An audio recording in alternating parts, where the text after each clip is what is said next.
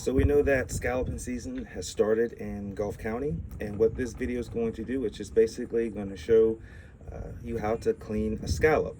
Right now we're using an oyster knife, so a scalloping knife is the end is a little smaller than this, but this can work, and also a spoon if you don't have a scallop knife or an oyster knife. So let's see how we clean a scallop.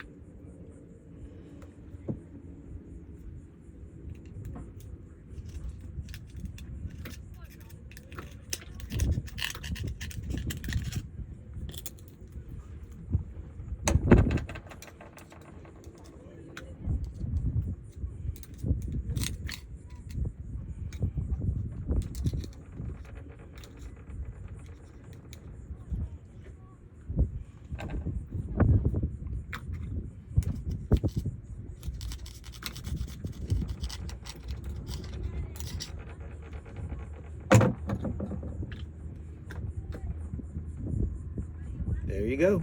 Pretty simple. So we hope you guys are having a great time out there scalloping, and any of your photos that you get, please share on our page. And we hope you have a great scallop season. Bye.